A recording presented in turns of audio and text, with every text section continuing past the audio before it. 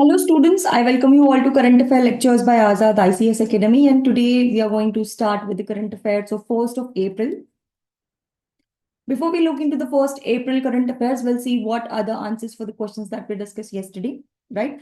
So we had discussed about something which is related to enrichment of your uranium using centrifuge method. So what is it exactly doing? So what is the primary purpose of enrichment of centrifuge in a uranium enrichment process? It is to extract the uranium-235 isotope from the national uranium or natural uranium is the right answer. See, the natural uranium consists of it consists of 238, uranium-238. So we do not require that, and that is not used. So what we use here is, or what is required for us to, run the nuclear power plant, or in the nuclear power plant, what is required is uranium-235. And that extracting that is done with the help of centrifuge. So hence, this is the right answer here. And what form of uranium is typically used in centrifuge during the enrichment process? If you remember yesterday's lecture, it was very clear that was uranium hexafluoride. Uranium hexafluoride was something that will be used, that will be put into the centrifuge so that we can enrich the uranium process. Right. So these are some of the important topics, important questions that we discussed yesterday. So today we are going to discuss more important details of Arctic. Why are tensions high in Arctic? So we have to understand that the Arctic Circle is melting, okay? And because of this, what's happening here is new amount of land is exposed, and a lot of people are trying to, find new sea routes and routes, etc. And that is basically creating a tension. So this is something that we need to understand here that, okay, there are some issues when it comes to Arctic, and we are going to discuss about the same right now. So let us understand what is it exactly. Okay, the Arctic is becoming a geopolitical hotspot. So here you can see international observers have raised concerns about the escalating tension in the Arctic, warning that it is left unchecked and they would eventually spark conflict in this region. So what are this? See, first important thing you have to know what is Nordic word. Okay, NATO Joint Expeditionary Forces. What are these countries? Okay, they may ask such kind of questions in the UPSC, like which of the following countries are Nordic countries or something like that. So you need to have a detailed understanding about these things. Point number one. Apart from this, you also have to do a little bit of map work, Arctic Circle, which are the countries that are coming in the Arctic Circle, etc. Right? So now, what's basically happening? Now, see, the Arctic is becoming geopolitical hotspot due to ice melting, opening new trade routes and access to untapped resources. So, automatically, what's happening here is what we have to understand is that because ice is melting, the land is getting exposed. So, what's happening here is the Arctic Circle is melting, and when the Arctic Circle is melting, what's happening here is all the resources that are trapped beneath the earth now they're coming up. And because of this, what's going to happen is a lot of people are going to fight for these kind of, natural resources. So you have to understand that the Arctic Circle is the northernmost area of the planet. It remains largely isolated for centuries. However, the climate change escalated the melting of ice caps. New strategy opportunities are emerging from the global powers. Beneath the frozen landscape lie untapped reserves of natural resources. As I already told you, because it's not exposed at all, and we do not know what are the resources that are present inside the earth. It could be like fossil fuels, it could be rare earth elements, phosphates, copper as well are there in this particular places. And now there will be a like kind of a fight that's going to happen. Most of these resources are currently inaccessible due to year-round ice barrier, but the climate change destroyed the Arctic environment. These resources are nearby trade routes and will become increasingly viable. Unlike Antarctica, which is a delimitarization of environmentally protected by the dedicated international treaty, the Arctic lacks a similar legal safety and primarily governed by UN Convention on Law of Sea, that is UN clause. This allows nations to claim treaties in their region and deploy military infrastructure, and recent years overlapping maritime claims and military positions have exacerbated the tension. So you have to understand when it comes to Antarctica, there is a kind of a legal framework that we have.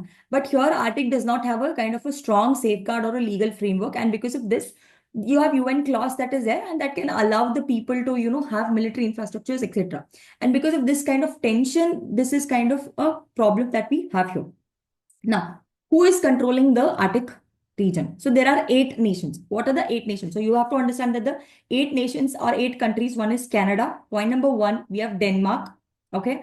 Denmark is doing it through Greenland. Okay. And Denmark is doing it through Greenland. Then we have Finland, Iceland. So remember lands, land. So Iceland, Finland. Canada, Denmark. Then we have Norway, Russia, Sweden, and the US together. Okay, these are 8 countries that are basically controlling the Arctic Circle. Now, these countries from the Arctic Council, which oversees environmental protection and indigenous rights. Under the United Nations Convention of Law of Seas, that is UN clause, nation can claim the areas. So here, under this particular thing or under this particular laws, nations can claim their seabed beyond 200 nautical miles of what is this exclusively economical zones by providing their connection to the continental shelves. So if it is connected to their continental shelf beyond their 200 nautical miles, they can say that this area belongs to them. Okay, so this is something that is happening, and this can prove that the area naturally prolongation to the continental shelf. Canada, Denmark, and Russia have submitted overlapping claims of Arctic seabed in the United Nations Commission on the Limits and Continental Shelf. So, despite these territorial declarations, infrastructure in the Arctic remains underdeveloped, with the only few operational ports along the coast. Okay. Among the Arctic Council members, Russia is the only country with a significant fleet icebreaker, including one which is nuclear powered, capable to navigate through the region's treacherous ice sea or sea ice. So you can see that there are so many countries, but Russia is the only country which is able to, melt the ice and find out the route. Okay, that is, they have icebreakers which are including the nuclear weapons or nuclear powered, icebreakers. So hence, they are only the people who are able to navigate through these sea ice, not the any other countries, right? So this is another thing that we have to understand. So where do the tensions in the Arctic arises? Okay, so we have to understand that for months, new headlines having reported that US Donald Trump renewed interest in acquiring Greenland and Denmark describes the world's largest ice as a matter. So why does it matter? Like why this is important for us? Okay, now we have to understand or why there are tensions. Overlapping claims of Arctic seabed by Canada, Denmark. So Canada and Denmark are basically, telling that it belongs to them, and Russia having led to dispute. The USA and Canada disagree on whether the Northwest Passage belong to Canada or it is open to international navigation. So there is a lot. So you can see the tension between USA and Canada. The first tension that you have is between the Greenland and Denmark, right? Apart from that, you have a tension between USA and Canada also. They both are not agreeing to one thing. Okay. And what is that one thing that they're not agreeing? They're not agreeing whether this particular Northwest Passage that is there, is it belonging to the Canada or is it belonging to the international level, or it is belonging to everybody? Okay. That is, it is belonging to international navigation. So this kind of dispute is also there. These are some of the reasons why there is kind of, tensions that are arising. Now, NATO growing presence in region has arised tension with Russia, especially after recent geopolitical conflicts. The Arctic has also gained military importance with concerns over control like key maritime routes. So who is going to have, and there are a lot of other issues like we have NATO issues and many military people are also coming in. So these kind of issues that are also there, right? So these are the conflicts that are there, and that is why there is kind of, geopolitical tension. Now, why this Arctic matters? See, Arctic holds estimate around 13% of the world's undiscovered oil reserves. So understand 13% of the world's and 30% of untapped natural gases. So 13% we don't know, 30% is untapped natural gas reserves. Okay, and most of these resources lie beneath the seabed, making maritime claims highly significant. So anybody who have these claims are going to be highly significant. The Northeast Passage along the Russia's coast could shorten trade routes between Asia and Europe by 8,000 kilometers. So if this kind of thing is there, there will be the shortest route between Asia and Europe by approximately 8,000 kilometers. So imagine, compared to the normal route through Suez Canal, right? So whatever normal route that we have through Suez Canal, instead of going from there, if we have this particular Northeast Passage along the Russian coast, what is going to happen here is it is going to reduce the passage or it is going to reduce the routes between Asia and Europe, reducing cost significantly. This route is particularly interest to China, but Russia controls access, creating geopolitical uncertainty. So China is trying to, control this, but Russia is having a great control on this particular thing. So these are some other things that we have to understand. So what is the end? Like what is our way forward here? See, some nations have already taken steps to assert control, including military access and symbolical claims. Russia has military base in Arctic and has concluded naval exercises with China as well. Okay. As climate change countries, geopolitical competition over Arctic is expected to increase. So we have to understand that there is a lot of climate change that's happening and there is a lot of ice that's going to get melted. And because of all these, this geopolitical tensions are going to go in the future as well. right? So this is something that we need to understand from this particular article. The next important article that we have here is a wipe code. So we'll discuss what is wipe code. So wipe code is gaining popularity as an AI tool allowing non-programmers to generate code through simple text prompts, offering more accessible alternative to traditional coding. So traditional coding method, you all know, like you go to C and C++ programming. But now what's happening here is now we have AI, open AI, and open AI can, you can code any kind of large code can be generated using AI, right? So wipe code is a practice using AI to generate codes by providing text prompts, increasing manual writing. Instead of manually writing it, you're not writing the code manually. Instead of writing it manually, you just give a prompt to AI. Just say that type a code or generate a code, large language model code or model code. So this is how it is. Okay, you're just putting a prompt to the AI, and AI will be writing the code for you, right? So user rely on AI generated suggestion without deeply engaging with the code logic and structure. So they are not thinking about the logic, what is the logic behind this code or how to, use this code. They're just relying on this particular thing like this.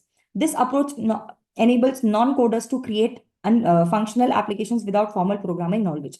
So people who are not having any kind of knowledge also are able to, create their own application, right? So how does wipe code work? So think of digital tool that you can build. A virtual task you may have to carry, like building an AI model that help you to learn a new language. Develop an app that remind you to drink water every hour. Designing a personal website that attractive with an attractive video playing on the background, or even alphabetizing a list of 500 names in the Excel sheet. So these are some of the things that you can basically do, right? So how is it different from the traditional coding? See, engagement. Traditional coding requires deep understanding, while if you are using a AI, you do not require deep coding. You have to just, go and type a prompt. Now, skill level. So automatically what happens is traditional coders master programming languages, whereas wipe coders depend on AI generated. So if you want to be a traditional, programmer, you would, master JavaScript, or you would know Python coding, or you would know C++ coding. So such kind of codings you would know. But if you are not, doing it, you're going to just rely on AI. See, for example, when you ask AI to generate a JavaScript for pop up, that would ask users which pizza flavor they hate the most and praise the user good taste. If the answer include the term pineapple anywhere, while the code of this request was successfully generated, the AI tool added some extra codes so that it could comment interesting choices. The user would have provided other flavors also. This was something that original users forgot to consider. So there are some kind of, things that are there. Controls also. So like, for example, I gave you that manual coding ensures precise implementation, while wipe coding may introduce inefficient or security issues. So as I gave you here an example for pizza, see, if you are asking how many people like what kind of people, like what kind of pizza, okay. So in AI, it will generalize, okay, it will make interesting choices. But if you are writing it manually, you can make it very specific, whether you can use a word like pineapple, etc. But that does not happen in AI. Application vibe coding is best for low risk personal projects, while traditional coding is essential for enterprise and mission critical software. So if you have a very big mission critical software, you cannot go for AI code, AI generated code. You need to understand that there you require manual generated code itself, which has a lot of logic, which has a lot of practices, etc. So this is something that we need to understand. Now here in February, OpenAI co-founder and former Tesla employee, Andrich Kripati, this person, because he is the person who gave the name what is vibe coding. And what is vibe coding? It is nothing but the code that is generated using AI. Okay. Describe a coding process by which a commanded a large language model to generate code. He ran tests or results, copy pasting content and let the system figure out errors. So he could surrender to the vibes of coding interest of actually focusing on highly technical details of code creation. So what he did is he took the code and he tried to put it everywhere and try to find out what kind of results he is going to get. And this is what he's trying to tell. And he's trying to tell about the white code. White code is nothing but the code, the program that is generated using your AI, right? So this is another important topic that we have. Not much of details are required, but yes, you need to know how does it work, what is it exactly doing, right? Now, two important questions here. What is vibe coding? Try to find out this. Okay. And why vibe coding is unlikely to replace? You cannot replace traditional coding. And why it cannot replace traditional coding? Please try to understand this. If there is some complexity, AI cannot do it. These complexities can only be done by human beings. I'm giving you hint to write the answer for this, right? So try to find out the answer in the comment section. Put it. Try to put the explanation also. And if you have any suggestions, please put that as well. Thank you so much.